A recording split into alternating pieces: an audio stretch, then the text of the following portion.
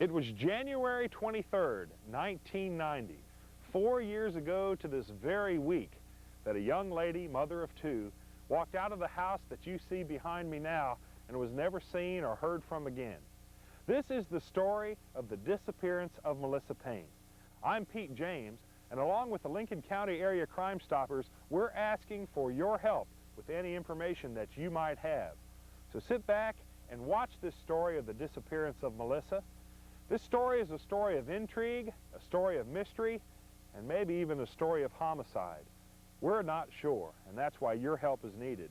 Later in this broadcast, we'll have plenty of opportunity. We'll put some numbers up on the screen. If you have any information, no matter how small, please call the Lincoln County Area Crime Stoppers. We begin our story with who was Mellissa Payne? She was my sister. She's about 5 years younger than I am.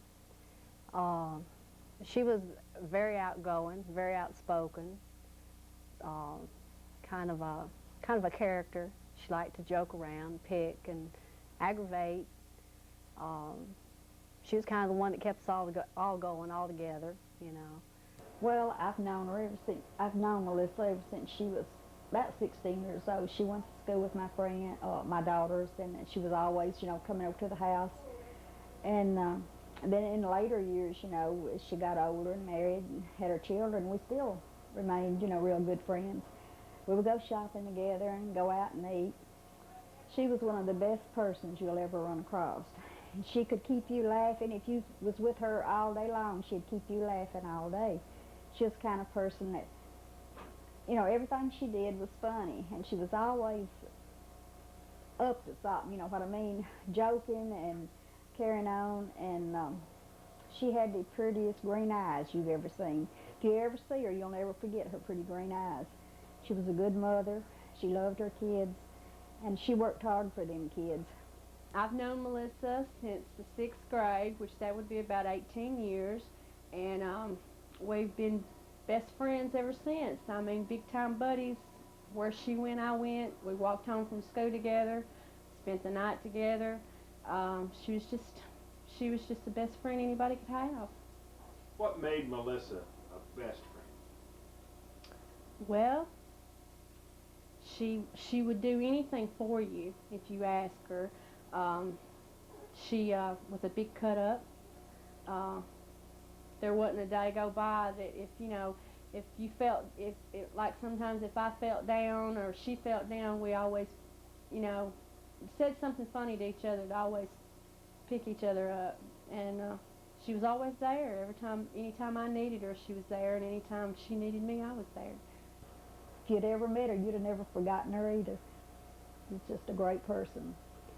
She, everyone she worked with, you know, I'm sure they'll say the same thing if you talk to them. She's just a great person. And, you know, she's always joking and going on with something foolish, you know. But then you turn right around, and she was an entirely different person. She was all serious, you know, and she had a memory like an elephant. She could see somebody, and she could tell you what color clothes, what color shoes. She could remember, you know, in detail, everything, you know. She'd start to tell you a story about something that happened, and she would take the long way around. She would tell you every little thing that happened, you know. It was like watching a movie because she could remember, you know, everything. She was a hard worker and all that. I mean, she had her routines, or doing her housework or whatever. She was just a typical mother, you know, taking care of kids, cleaning house, going to work, and that was it. I mean, nothing, like, she didn't go out and party and all that. I mean, basically, get up, go to work, come home, take care of kids, start over, do the same thing again. That was it, I mean.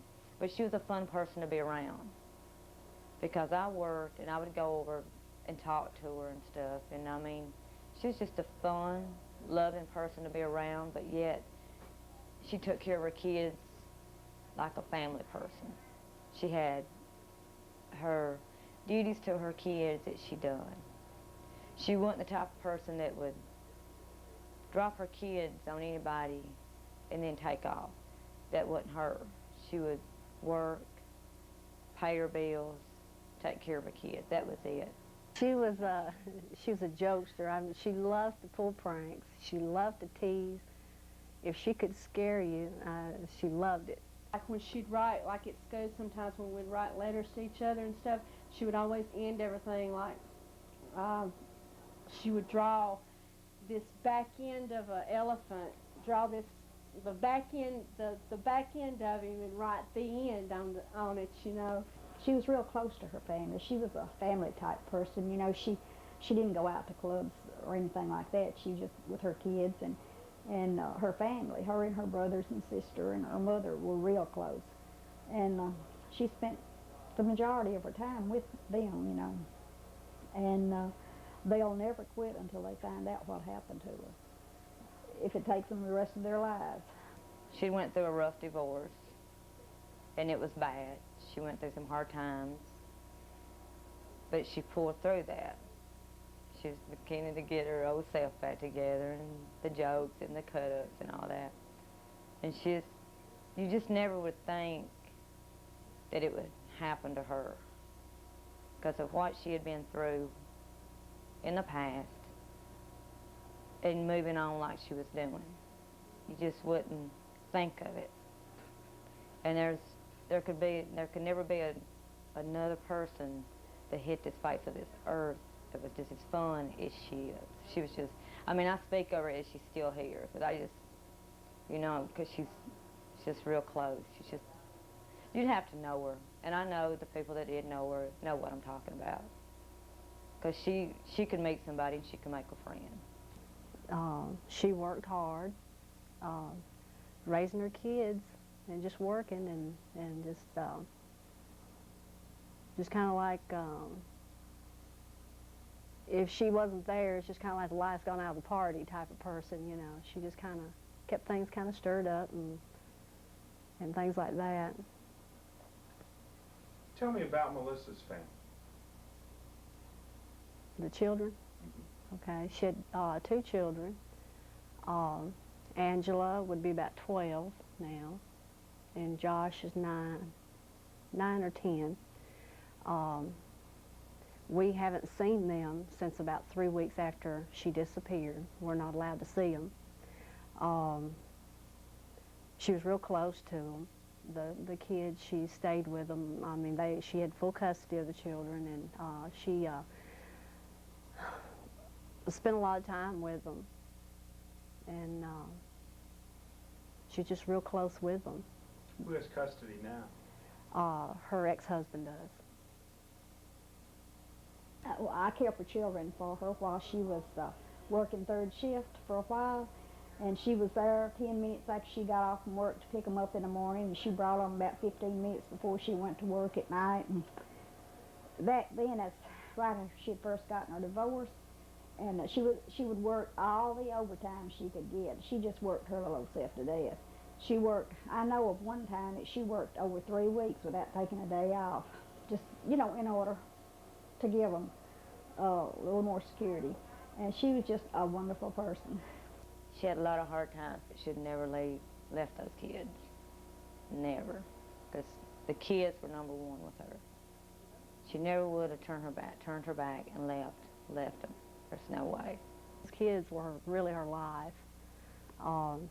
After the divorce, it was a constant threat that they'd be going to court and he tried to take the kids, and she just, I mean, she fought for those kids. Like I said, she was very close with them, and she was, even during the marriage, she was the main caretaker, made the living and saw to them going to school and just the whole 9 yards, and that was her main concern, were for the kids. I don't feel like she ran off. I mean, I know she didn't run off. Anybody that knew Melissa will know that she didn't walk off and leave her family, because she just wasn't that type of person. For one thing, she loved them and cared too much for them. For another thing, she was the type of person, if she wanted to go, she'd say, I'm going. You know, she didn't sneak around at nothing. She was just that, she was a frank person, you know. And she'd say, hey, I want to go so-and-so place, I'm going, you know. And that would be it. She wouldn't slip off and do nothing. I'd just like to tell Angela and Josh hello, and that I do love you.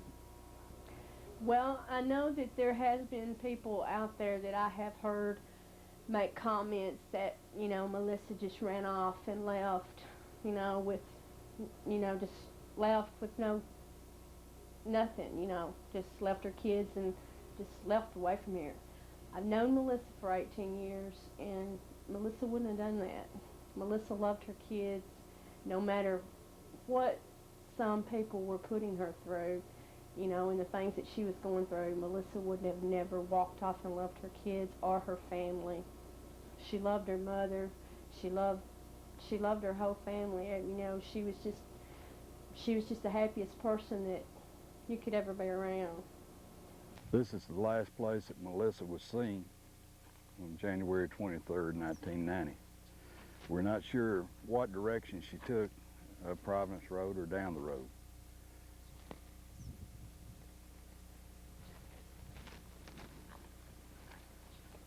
She was at home that day. When I brought the kids home from, she was home all day. She didn't have a car, so she didn't have a way to go anywhere unless we took her or my mother took her. And she was at home all day, and like about 3:15 was when I got there with the kids, and she was cooking supper. And like I said, we were joking around and cutting up. And then when I left, I talked to her one more time. And then about 8 o'clock, my brother said that she got ready to go outside, and he asked her where she was going, and she said she was going to go for a walk. Now, she'd been in the habit of taking a walk, but normally the kids went with her because she was afraid of the dark. And that's our one big clue, because she would not go outside by herself when it was dark. And for her to go out at 8 o'clock at night was very strange, especially alone. And she left at around 8 o'clock, and that's the last thing we know. Police suspect foul play. Is there any possibility that Mellissa would have just left her life as it is? No. Mm-mm. She didn't take her purse. She had money in her purse. She left payroll checks,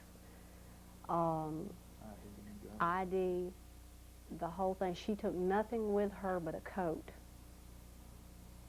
And she would not have left those kids, and she would have never left my mother like that either, No, she never or would us.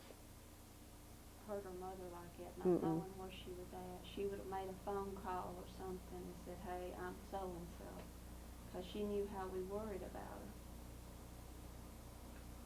Did y'all ever think that anything like this would happen? No. No. Melissa's just one of those type of people you always think's always going to be around. You know, it's kind of like, you know, she's gone, and it's kind of like part of your life is gone too. You know, it's kind of like you cut off your arm. It made me sick. I mean, I just got really sick at my stomach because I really couldn't believe it. I couldn't believe that she just disappeared. You always think of it happening to, you hear it happen to other people all the time, but you never hear of it close home, you know, happening close to you and stuff. It just really, it's just a bad feeling. Friends and family suspect ex-husband Tommy Payne.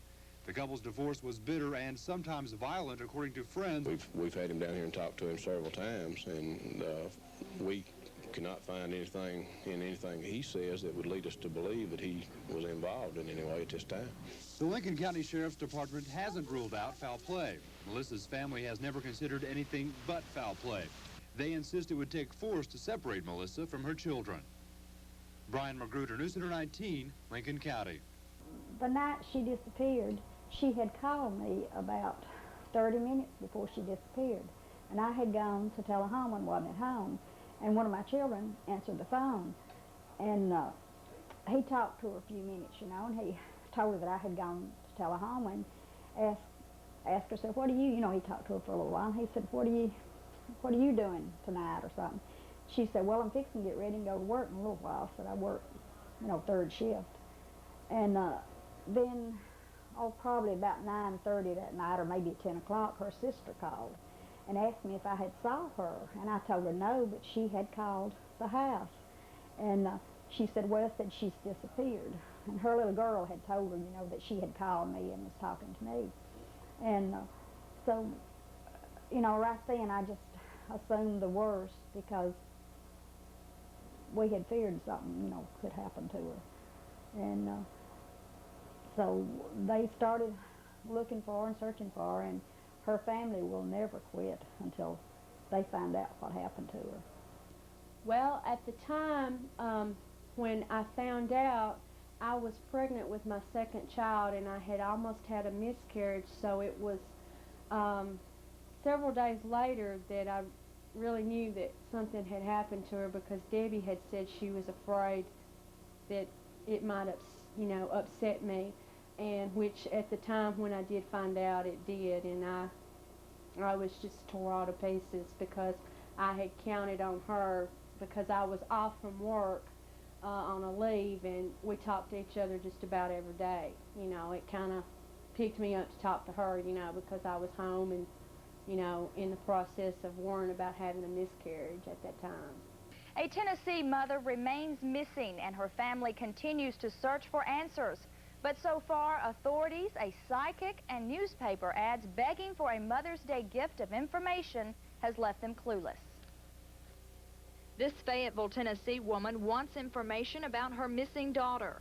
28-year-old Mellissa Payne went for a short walk around 8 o'clock Tuesday night, January 23rd, but she never returned, and family members suspect foul play. We feel like somebody took her, because she would not have put us through this, not her children or my mother or her brothers and sister, because she was too much of a homebody to just go off. Since this photograph was taken, Mellissa has bleached her hair. She stands 5'4" tall and weighs 170 pounds. She was last seen wearing a burgundy jacket, white jogging pants, and a brown blouse with red flowers. She wasn't a mean person. She didn't drink, didn't go out. She just worked and came home, took care of her kids, and was with her family. It was all she ever did. After searches of this area off Highway 50 left family members clueless, they sought the help of a psychic. Mellissa usually went to the right at the end of the driveway. She usually went back towards Highway 50. But the psychic says that she went to the left. And she walked maybe a city block, and that's as far as she went. The psychic believes Mellissa entered a car with 2 men and is now dead. She drew a map of where her body supposedly lies. This is the only information Melissa's family has. Well, the first night, we looked all night. The next day, on Wednesday, it rained all day. We got a hold of the sheriff's department, and they sent a deputy out and that night. And the next thing that was done after that night was on Saturday, a group of friends and people from church and different family members made a search of the road that she lived on. And but that was the next thing that was done after that night. We looked ourselves. We have knowledge of certain things that makes us believe that it's not just that she walked off and disappeared. I believe that there's foul play involved, and I believe that we have a homicide. A while back ago, there was an investigation involving a well. Could you tell us about that? That was, we were acting upon a tip that we'd received, and it was just a tip. But the well was layered just like we were told that it would be. The individual that called the idea in told us exactly in what order we would find what in that well, you know, as it had been filled in. So evidently they were curious enough that they were watching what was dumped into the well to give me exactly how it was laid in there. Come on down. All right, he's on the ground. This abandoned well in northern Lincoln County, Tennessee is now the focal point in a renewed search for Mellissa Payne. The well is on the property of Ringo Payne, brother of the missing woman's former husband, Tommy Payne. Authorities say both are now suspects in the case. 1 year after 28-year-old Mellissa Payne disappeared, there's a new sheriff in Lincoln County, and the case has been reopened. During the change of administration, a lot of the files were either misplaced or lost, and of course it's over a year old, and we're a new administration coming in trying to reopen the case, so we're having to start from square one. Bradford says the sheriff's department has good information that led them to the Payne property, and they're hoping the information pans out. We're hoping to find the body, maybe piece together some more pieces of the puzzle. The investigation here began Sunday. Workers searched this lake behind the house, but when they came up empty, they shifted their efforts to the well. All right, listen to me.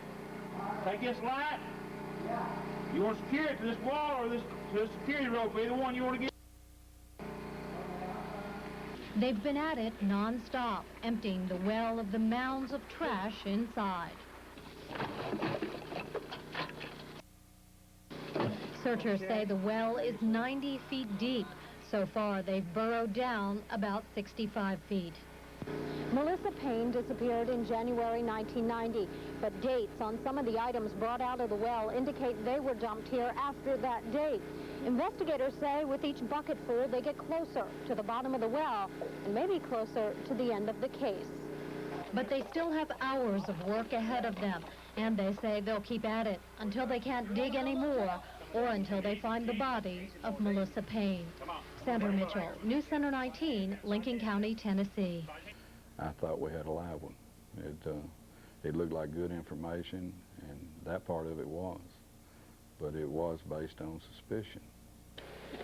Bucketful by bucketful, workers pull trash out of the 90-foot well.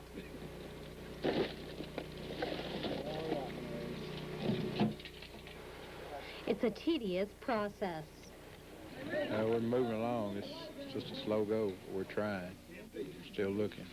Workers find some clothing, a pair of blue jeans. No good. Mellissa Payne apparently was wearing a sweatshirt, sweatpants, and white tennis shoes when she disappeared.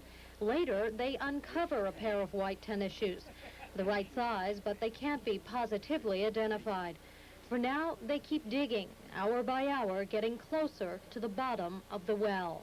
Sandra Mitchell, News Center 19, Lincoln County. Sheriff's officers say if they do not find the body in the well, they will continue the search in another area.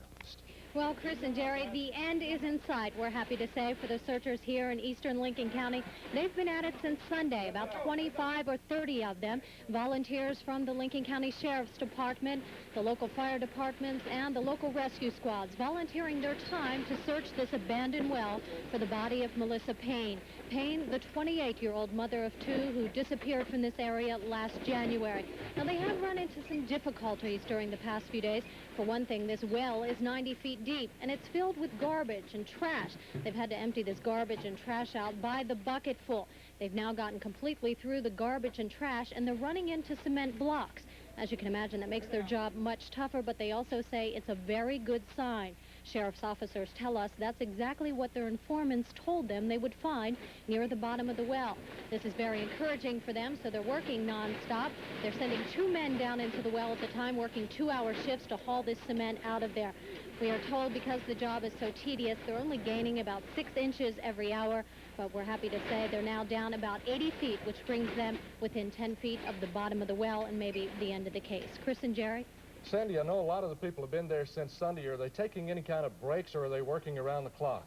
This well is on the property of an abandoned house. They're using the house. They have some mattress and some makeshift sofas set up inside. So someone is here at all hours. They're taking turns and shifts, sleeping and then coming out to work again. As you can see behind me, it takes more than just the 2 men in the well to bring this operation off. It takes a lot of organization and a lot of teamwork. Sandra, is there any prediction as to when they will reach the final 10 feet? How long will it take to complete that? They're going to work as long as they can tonight. During the past few days, they've been working till about 2 or 3 in the morning, but they say once they work or quit tonight, then they'll come back early tomorrow morning and start working once again. So it should be sometime tomorrow, but it depends, once again, what they find down there. Could be longer than that. Almost the bottom. The 2 men at the end of the line, a Fayetteville City policeman and a Lincoln County Sheriff's officer. They are now within several feet of the bottom of this well, which we are told is a little deeper than 90 feet. Now, as we've been telling you for the past few days, the men have had to sort through all kinds of rubble, trash, garbage, concrete, lumber.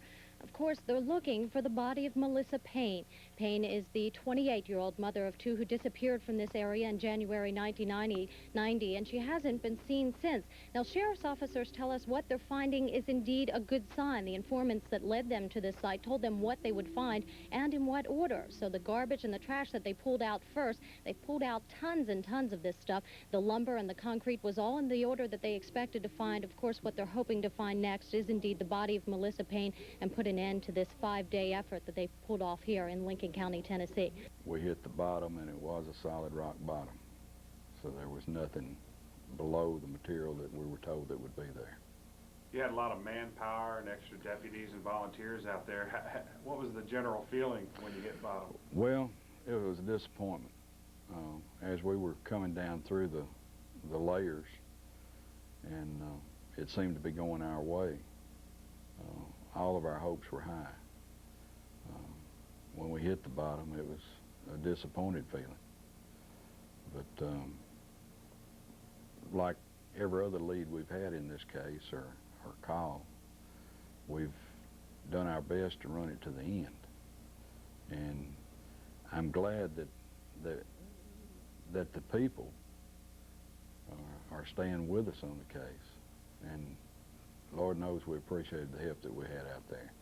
Is everybody in the community, firefighters, off-duty officers, everybody kicked in and made a good effort.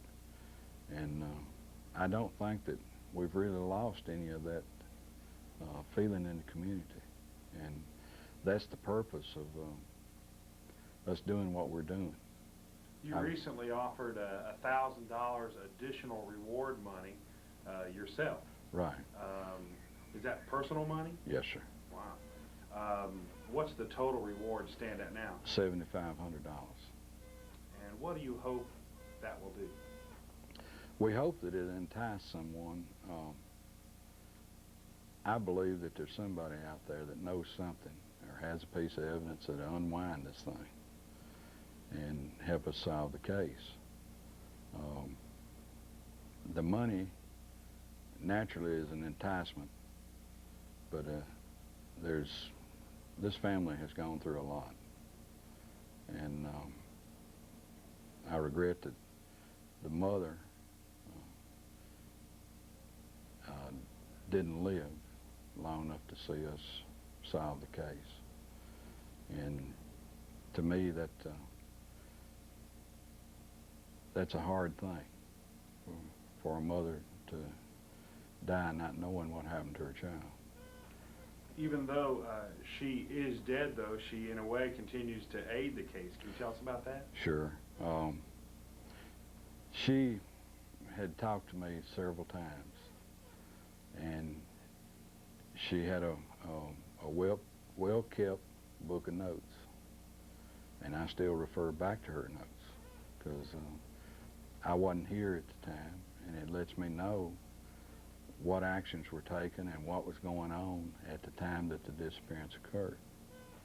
And it's been a big help to us as far as building a scenario as to what we think happened in the case.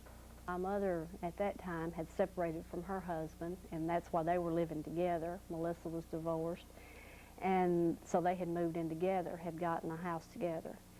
And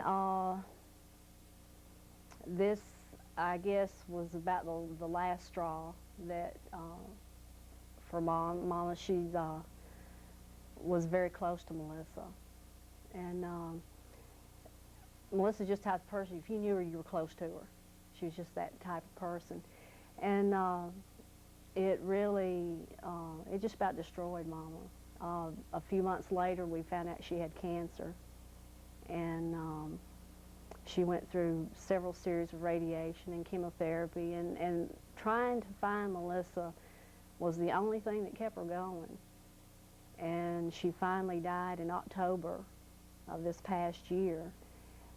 Even up until she died, she was always, you know, are we ever going to find her, you know? And there on the end, she would talk about Mellissa like she was a little girl, like she's a little girl that needed to come in from the dark. You know, it's getting late, she needs to come home, and things like that.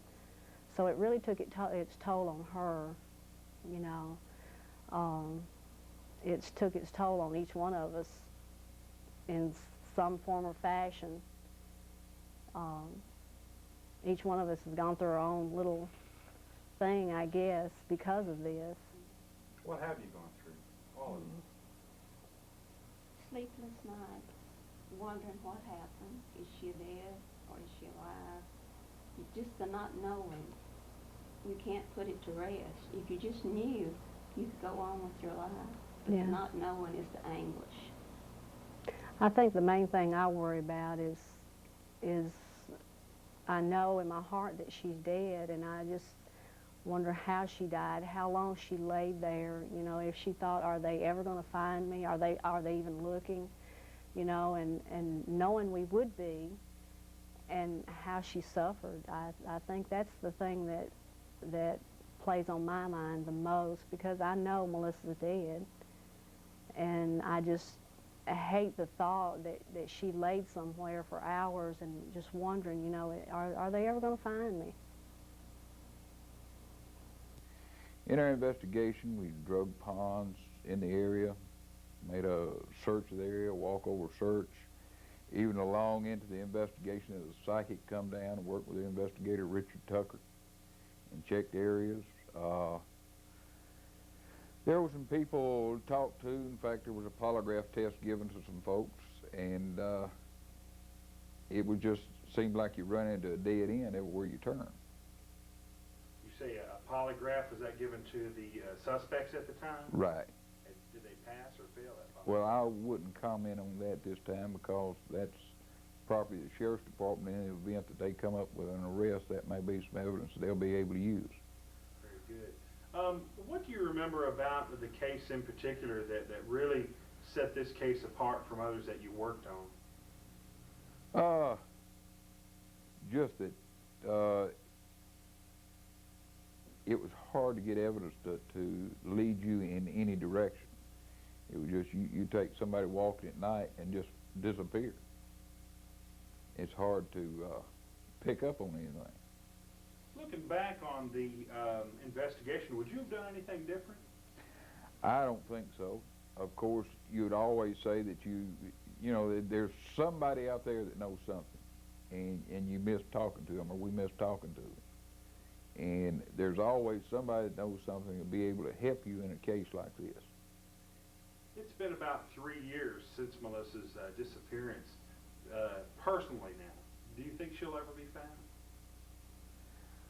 I don't know. I don't think she'll be found alive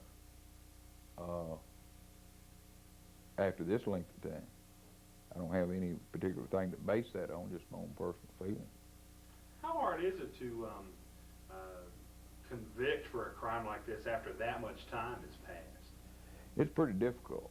Of course, you have to come up with a body, you have to come up with witnesses. The longer time the span elapses, the harder it is to get witnesses and get what they remember. 3 years is a long time, and your memory gets clouded with a lot of things. What would you like to say to the family? I like to say to the family that you know, it's a tragic thing that happened. It's tragic for Melissa's family. It's tragic for her children. And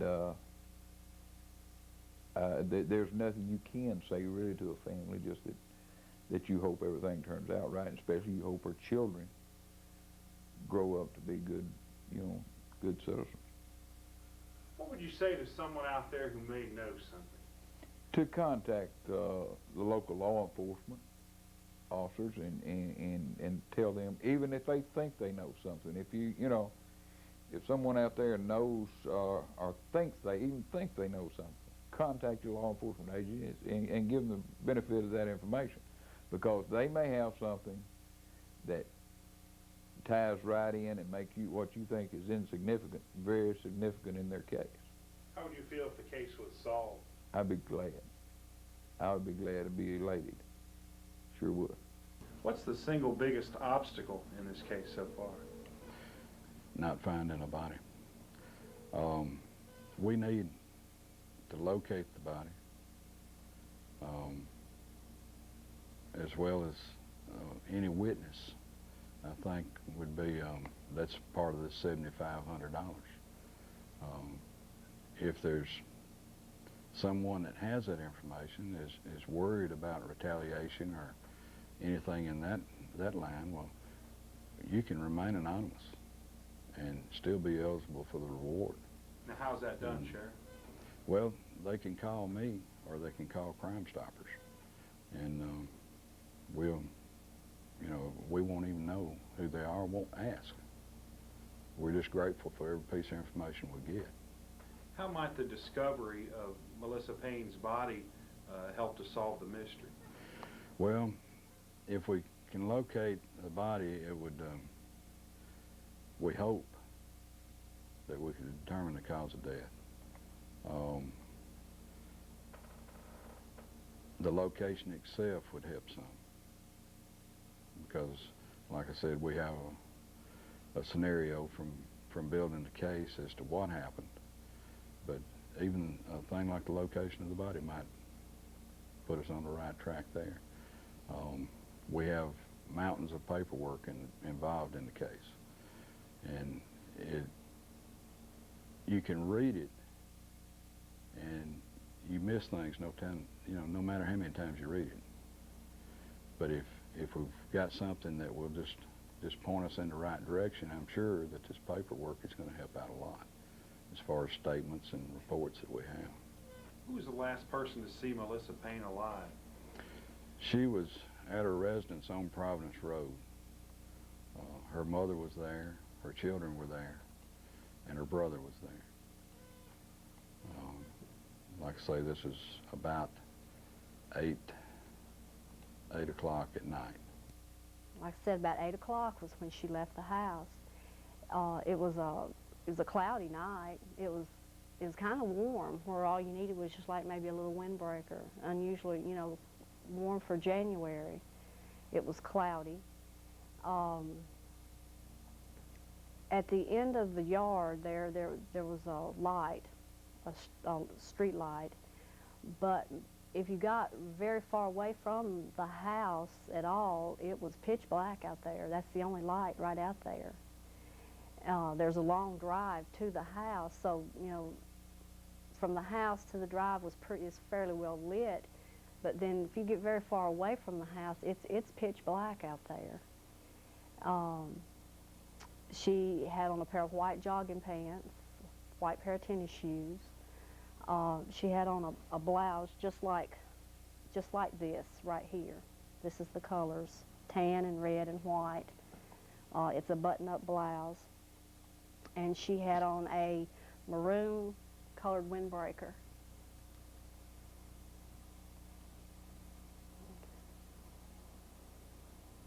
Where'd this blouse come from? This one is my mother's. She had one just like it. And she had a maroon windbreaker? Uh-huh. What time of day are we talking? 8 o'clock at night.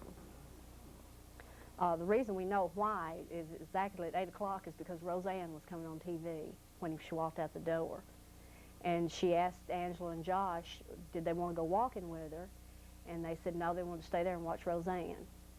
So she turned around and she said, I'll be back in a few minutes then. And then about 9:30, I guess, is when Mama called me and she said, Melissa's gone, come on over.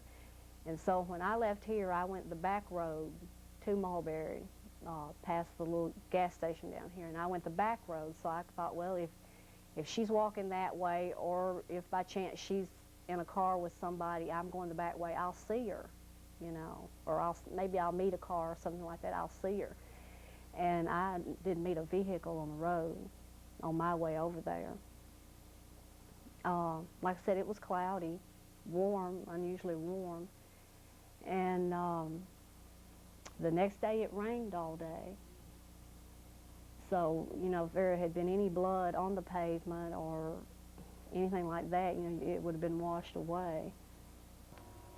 I believe that there's a person here in Fayetteville whom everybody knows, she knew, that took her life because this person had threatened her and gave her a really hard time. And I know for a fact that he harassed her and everything else. And the time will come when he will pay for what he has done.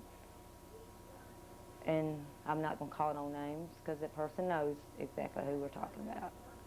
And I think that that it's just a matter of time. I just think that somebody, you know, that there is somebody out there that knows what happened to her, and, you know, that they know. And in your mind, is there any chance that Mellissa may still be alive? I would like to think that, because I do miss her. You know, she was the best friend I had, but I really don't think so. I believe she was killed. I believe that night that she was taken, she was abducted, and she was killed. What about you, Debbie? What do you think happened to Mellissa? I feel the same way. I think she was taken by someone for whatever reason. We don't know, but I know without a doubt that she's dead, because if she was the type of person, if she was going to leave, she'd have said, hey, I've got to get away, I'm gone, I'll be back. She was just that type of person. And she would not done it to us, and let alone not done it to our mother. Tammy, do you look at the world differently now after this?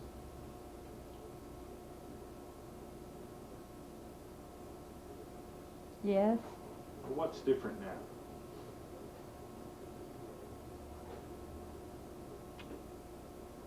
I don't know. It's just that there's crazy people out there, and you just never know.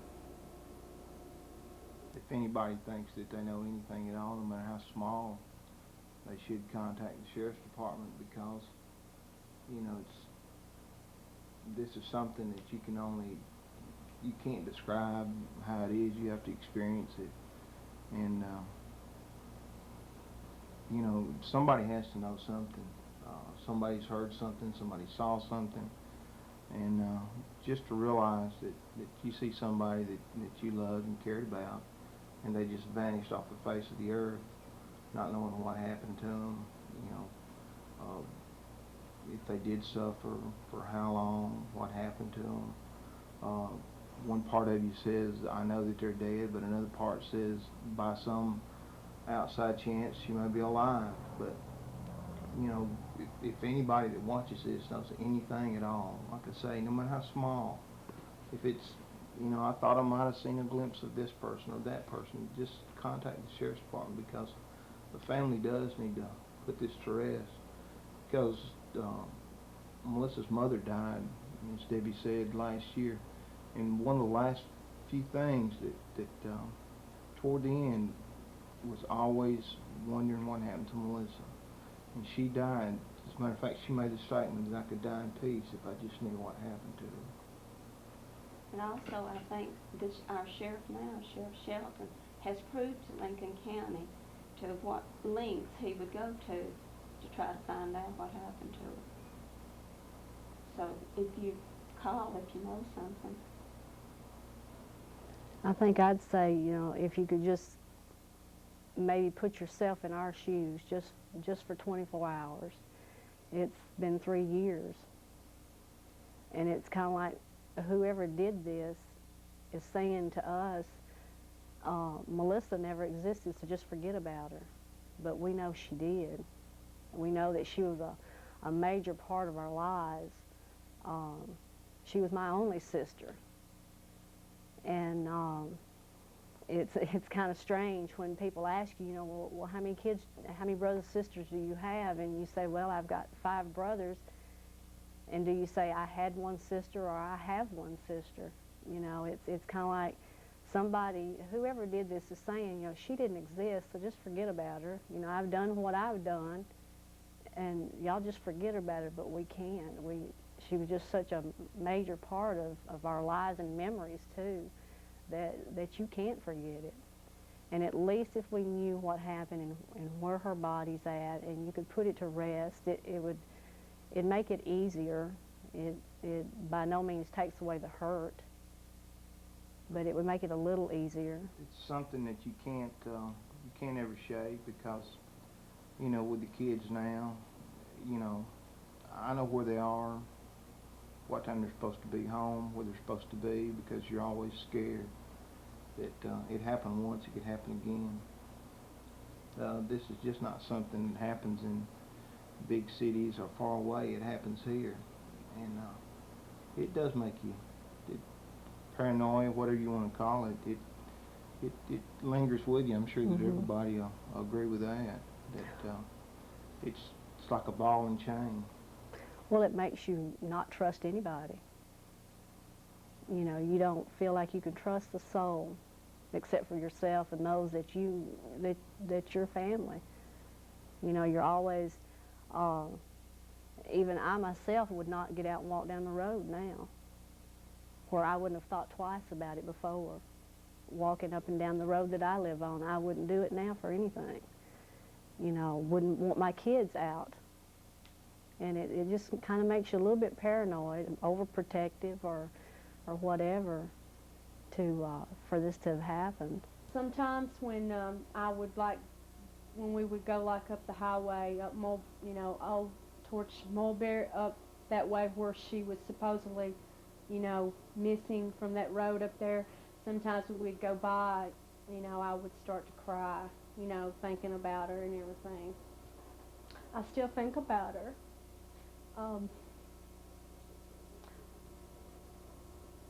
I just wish that whoever knew something that they would find it in their heart to turn themselves in or let somebody know where she's at. I'd like to ask that anybody has any information that would pertain to this case to call either the Sheriff's Department or Crime Stoppers. Sheriff's Department's number is 433-3111 or 433-STOP for crime. It's kind of like a big hole opened up, swallowed her, and, you know, there's no trace. I'd like to give each of you a chance to say your final word. Whatever is in your heart, just have at it. Phil, we'll start with you. Well, I guess I'd like to know what happened. I would hope that somebody would see this, that does know what happened. It's traumatic on the family, everybody. And even after everything's said and done and we do find out, it's something that you're going to live with the rest of your life. Something that you'll never get over. You know, I know death is going to happen to all of us, but when it's like this, it's you know, like now, there's not a grave you can go to. There's nothing. It's just like she never existed and she just vanished. And we would like to see the final chapter closed. But we do thank everybody. There's been a lot of hard work by a lot of people in the county, and we thank each and every one of them for that. And there's been a lot of good things. We've met a lot of good people. A lot of people put a lot of hard work into it. We do hope that somebody sees this and we can put it to rest. Regina. I'm blank right now, sorry. All right. I feel like that if you do know something, if you come forth, that you would be protected. I mean, help us in this, because somebody's got to know something.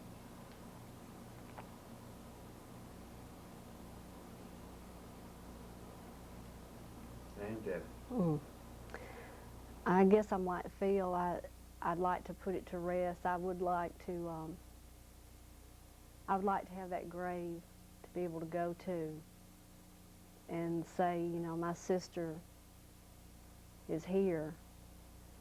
Like I said earlier, it's kind of like whoever did this is telling us that she didn't exist, but I know she did. You know, I did have a sister. I do have a sister. She's somewhere. Her body is somewhere, and I would, you know, I would love to be able to put it to rest, to say this is where she lays. The most heartbreaking thing of this is not so much what her sister and her brother's gone through, but what it did to our mother. Because for 3 years she suffered not knowing what happened to her child that she gave birth to, that she raised, that she worked hard to take care of. And their lives were finally just beginning to start over, and they were happy, and just like everything was looking up for them. And it's just like somebody says, no, you can't have it, and they snatch it away. And I would love to know what happened to her. As maybe as gruesome as it's going to be, I want to know what happened to her and where she's at, so we can put her to rest.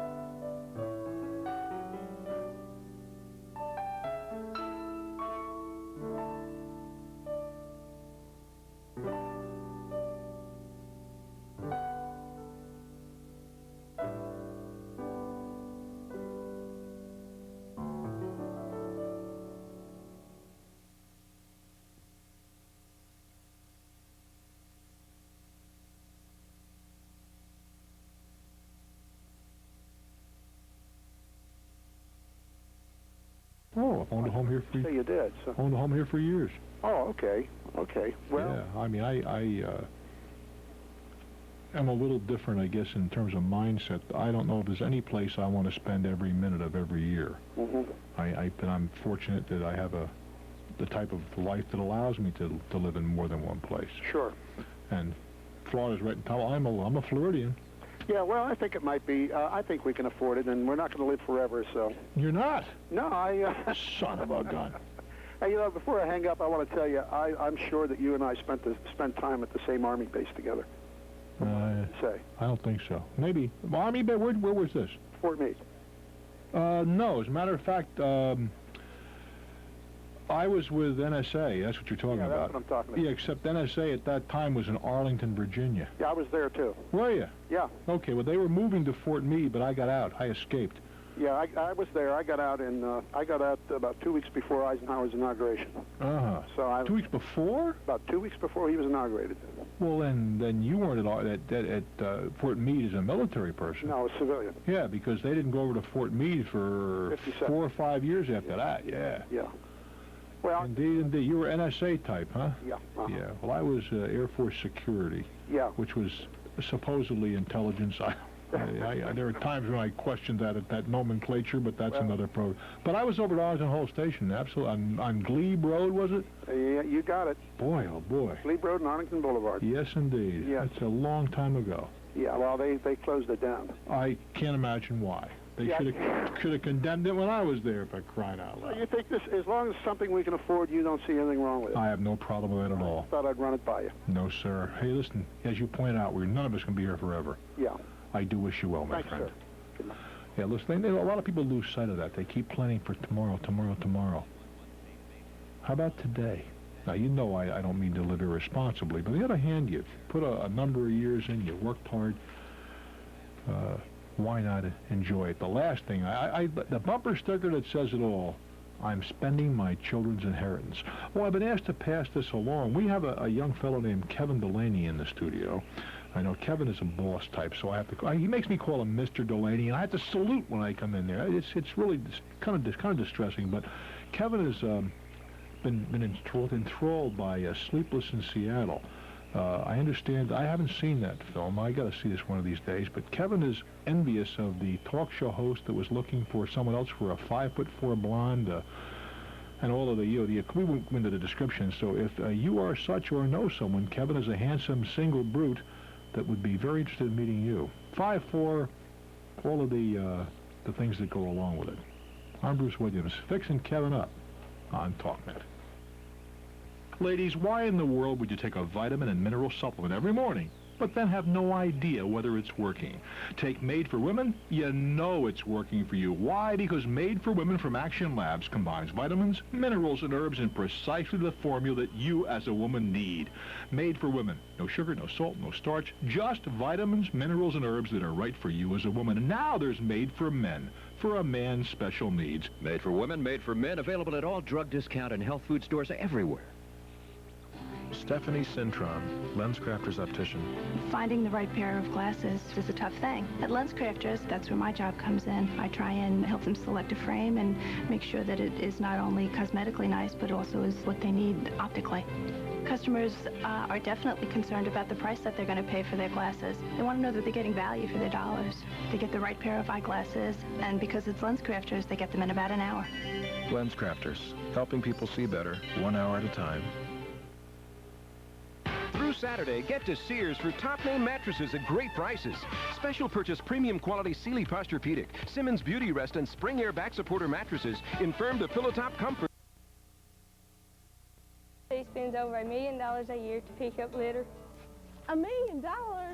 Did you know that each day Americans produce enough trash to fill the New Orleans Superdome twice? The Superdome? Did you know that a fire starts every 12 minutes due to litter? I knew that. Did you know that every mile of highway contains 16,000 pieces of litter? I knew that. I knew that too. Did you know that it takes paper 2 to 6 weeks to disintegrate in trash? Plastic and aluminum up to 500 years. And glass never does go away. Did you know that almost half of all landfill space is taken up by paper and cardboard? And each ton of recycled paper saves 17 trees. Yes, I knew that. Did you know that one 3-foot stack of newspaper weighs 100 pounds and equals one 30-foot tree? And each week, the average household throws away 20 to 30 pounds of newspaper. I did not know that. Did you know newspapers can be recycled 5 or 6 times? And aluminum can be recycled again and again. The energy saved by recycling one aluminum can is enough to watch TV for 3 hours. I knew that. I really did. Did you know that littering is against the law? And not recycling ought to be. I knew that. I knew that too.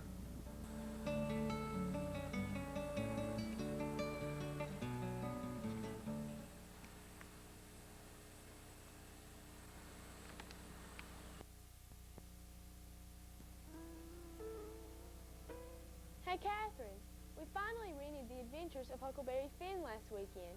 It was so good. Have you seen it yet? No, I still haven't seen the movie, but I wonder if it's as good as the book. When I was about 8 or 9, my dad read it to me, just a little each night before I went to bed. That must have been fun. My dad has never been able to read to me. Why not, Laura? Because my dad never learned to read. You see, my grandfather died when my dad was just a small child. He never even finished school. My dad cannot do the things that most people take for granted, even you and me. Things like reading a newspaper, a magazine, even looking up a telephone number. I wish I could help him somehow. Wait, I know how you can help your dad. There's a program. It's called Adult Education. It's right here in town. They have teachers who can help your dad learn to read and write. All you have to do is talk it over with your dad, and he can call Betty Sylvie. Let me see if I can find the number. Here it is. The number's 433-3536. Betty can help your dad learn to read. Do you think it can really work? I mean, do you think he can learn to read after all these years? It can never be too late to try. What you have just witnessed may very well be occurring in your own home or the home of a dear friend or loved one. We are asking that you will call Betty Sylvie at 433-3536. Please don't allow yourself or a loved one to be a prisoner to illiteracy any longer.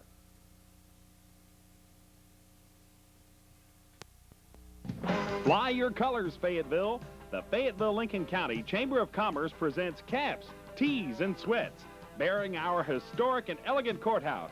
Take pride in your community with these sure-to-be collector's items on sale now at the Fayetteville Chamber of Commerce. Wear this cap for only $5, tees $7.50, and sweats only $15. They're all 50-50 cotton polyester blend. They make great gifts for family and friends, and they're available in all sizes, kids to adults. That's $5 for caps, $7.50 for t-shirts, and $15 for sweatshirts. Call the Fayetteville Chamber of Commerce 433-1234, 433-1234 for more information. Fly your colors, Fayetteville.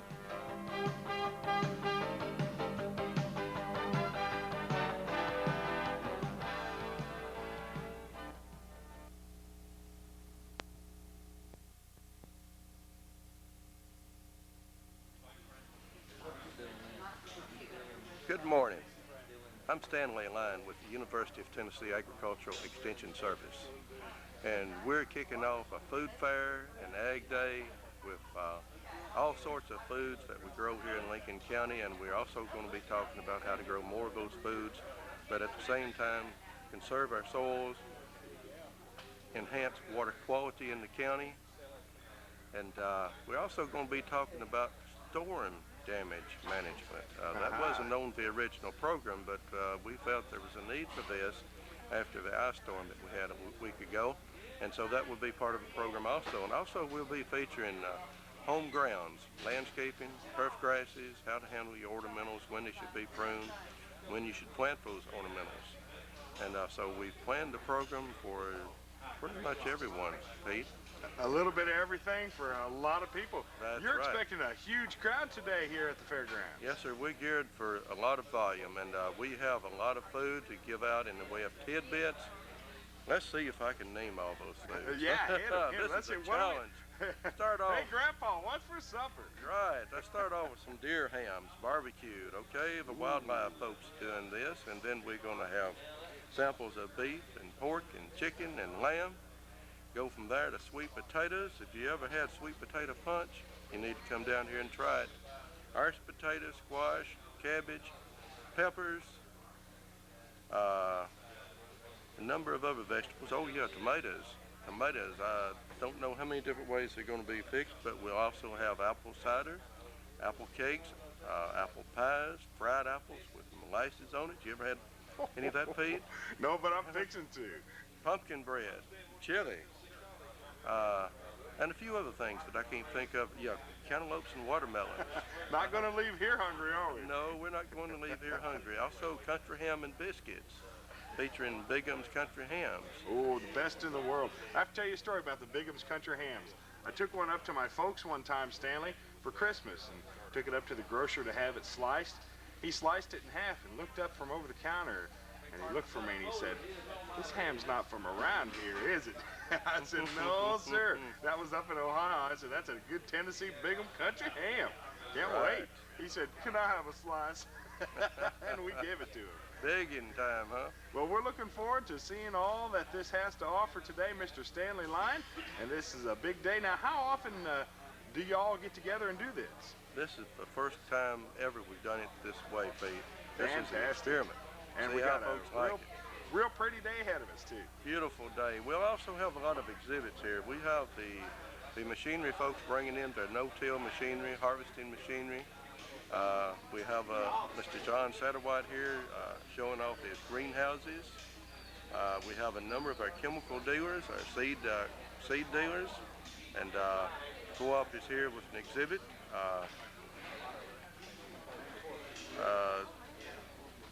Boy from J.C. Bradford Exchange will be here to tell folks how they can hedge on the exchange market. In other words, there are certain ways that you can lock in a specified profit if you're trying to sell your crop or your livestock. And so he's going to be here to show folks how to do that. Well, we are looking forward to it. Name is Burns out of Murfreesboro. We're looking forward to meeting him and a bunch of other folks out here at the food fair. Mr. Stanley Line, thanks for bringing us in. Yes. All right, have a good day. Okay.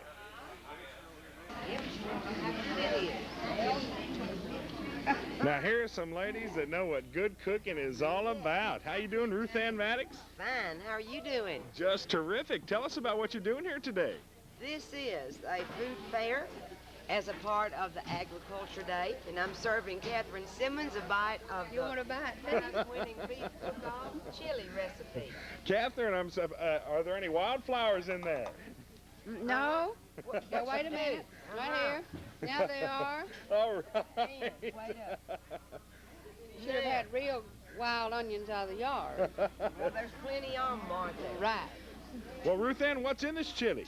Well, we've got black beans and black bean soup and salsa, and that is all. Oh, sounds good. Who's standing next to you here? This is Tracy Harper, you know, my co-worker. I know Tracy very well. Hello, Tracy. Hello. And what, they got you on KP today? Yeah. I volunteered for this job. Now, those look like onions, and are you crying, Tracy? Not yet. These aren't the crying kind. All right. Those do look like the good kind, and we'll be back here once we set this camera down with y'all to sample these goods yes, here. Yes, sir. Chili will taste a little bit better after 10 o'clock than it does at 9. You got it. Most people don't eat chili for breakfast, but Catherine Simmons does. Well, Catherine? Yes, sir. How about it? How is it? It was delicious. You need to try it. Fantastic. How's Mr. Melvin doing? Fine. Fantastic. Well, we appreciate your hearty approval of the chili. Hey, it was good. Ruth Ann, expecting a big crowd today? Oh, yes, we are. We surely hope we have a big crowd because we've got lots of wonderful looking food. Just look over there. You've got such a treat in store for you. Well, and all of the people who come today have a treat in store for themselves. Now, you work with the county extension office a lot, so this is kind of like falls right in line with what you do every day. That is right. Surely is something that we all promote. But you know what? Whether you work for the Extension Service or whether you are a farmer, farming is everybody's bread and butter. It sure The people who live in New York City couldn't function if there weren't farmers. Well said, well said. Thank you, Ruth Ann. Okay, come back to see us. Will do. Ladies and gentlemen, welcome to where I'm standing. Mr. Doug Cunningham, how you doing? Hello, Pete. How you doing? I tell you what, we have got some food here. I've never seen as much food. We've got ham and biscuits and oh goodness, just let's walk around. Let's take a look at it. Yeah, tell us what we're looking at. You and I are pretty good sized boys, and we eat a lot, I'm sure, but I don't think we're going to be able to eat all this. Look at it, got all these tomatoes and all these fixing here. Watermelon. Oh. Maybe these ladies, what else have we got over here? You know how to hurt me. Miss Maple Ferguson, how you doing? I'm doing fine. How are you doing? Great. What's for supper, Maple? Kebabs, but I don't kebab too well. Great. Well, this is a first-time thing for you, Doug. You must be excited to get this thing going. Really are. I tell you what, there's been a lot of work gone into this thing. We're tickled. We're really excited to get on with this. Got meat over here. I'm a meat eater myself. Got some good wildlife meat over here. It looks like some deer. What are we looking at? A deer roast? Yeah, deer roast. Uh-oh, Jim Hanna and Mr. Ledbetter been at it all night long. Yeah, I think they have. They're pulling all kinds of new stuff out back there. I don't think they're completely set up yet. This looks like maybe a section that you would like over here, Pete. What is it?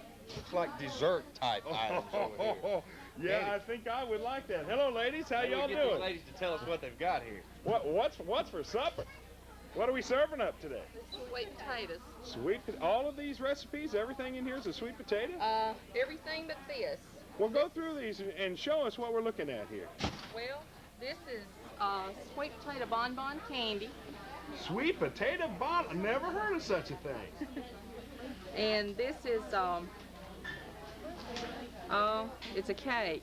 It's a sweet potato cake. I can't remember now what the name of it actually is. That's yummy yam squares. Okay, yummy. What's that again now? Yummy yam squares. Yummy yam squares. Say that 5 times real fast. I can't do it. This is sweet potato casserole. Let me get a look at that. Now, what's your name again? Vicki McAllister. Vicki McAllister. Oh, boy, that looks good right there. And what's right behind it? This is, I can't remember. It's the crunchies. Chewy bars or crunchies? No, it's not the chewy bars. Okay, sweet potato crunchies. That's what these are. Sweet potato crunchies. I never knew you could do so many things in sweet potatoes. We didn't either. Now, where did you get all these recipes? Some of us had gone to conventions back in January and got recipe books. What, they have sweet potato conventions? Yes. Well, how about that? I never heard of such a thing. Yep. I guess there's something for everyone. There is. And that's what we're learning about here all day. Mr. Doug Cunningham, nice talking to you, by the way. Nice talking to you. Mr. Doug, I bet you're real pleased about this turnout. We're going to be going all around here throughout this day. What does it take to put something like this together? Well, I tell you what, a lot of phone calls, a lot of legwork, and that's the main thing. And of course, cooperation from a lot of folks who have come out here and helped us out. You know, without the community effort and the involvement in the community, you know, something like this is sunk right off the bat. Well, you know, I know one thing. It's just kicked off. It's just now 9 o'clock, and there are already lots of people here. Yeah, there really are. And for you ladies who might be interested in learning about these sweet potatoes and things that we just looked at, they've got all the recipes over here printed out. So all you got to do is come down here, eat some of it, pick up these recipes, and you can carry them home to your family. And like I say, I'm like you. I didn't realize there were that many things you could do with a sweet potato. But quite an array of stuff they've got over there. And we've even got more stuff over here. So folks, come on down here because there's plenty of food, and the great thing about it is it's free. You come down here and eat it, and it costs you nothing. Well, folks, you stay with us. We're at the 1994 Lincoln County Agricultural Day and Food Fair, and we're going to be all around here throughout the day and show you what's happening right here at the Lincoln County Fairgrounds. Appreciate it, Pete. Doug, thanks for talking with us. See ya. The springtime's pretty well at purchasing your own plants, either purchasing them locally or going out of state and buying them if you're a commercial individual. Or you've got the other option of growing your own plants.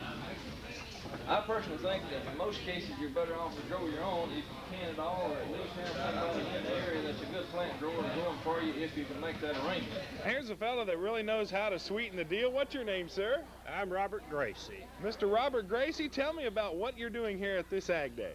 Okay, I'm representing the Lincoln County beekeepers. We have a display of 4 different types of honey. We're giving a free taste. We have vetch honey, canola, sourwood, and gallberry. Now, what are the differences between them? It comes from different flowers. The canola comes from a new crop that we're raising here in Lincoln County.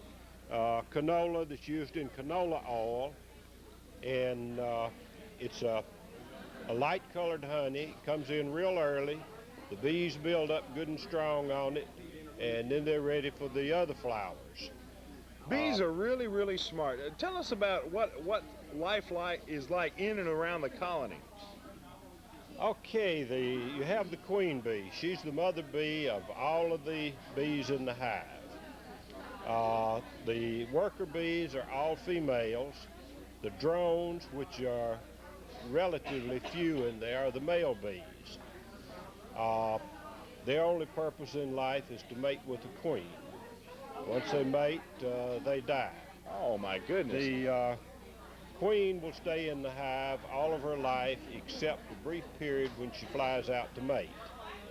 And when the hive gets ready to divide, they swarm. That's Mother Nature's way of increasing the population of bees around. I never knew that. Now, you brought some of your friends with us over here. Let's sure take a look at it. Okay. Let me point out the queen to you. Yeah, I have her marked. She's right here. She's wearing a white crown. She's larger than the other bees. She's a lot longer. And her purpose is to lay eggs, and she is an egg-laying machine. She can lay up to 3,000 eggs a day. Wow. And that would be her maximum. Very seldom do they ever reach that. Let's see if we can't get a closer look at this queen. Hang on a second. Okay. Right here's the queen. There she is. Yeah, she's much longer, much larger. She's a fine-looking queen. This species of bee is the Carnolans, and they come from Yugoslavia. They're a darker bee than most of the bees we have here. They really are. And most of our bees are yellow Italian bees. The American bee was a little bitty small, real irritable bee that did not store up a lot of honey, and it has never been used for honey production. Most of our bees were, well, all of our bees were introduced. So you're saying bees kind of have personalities?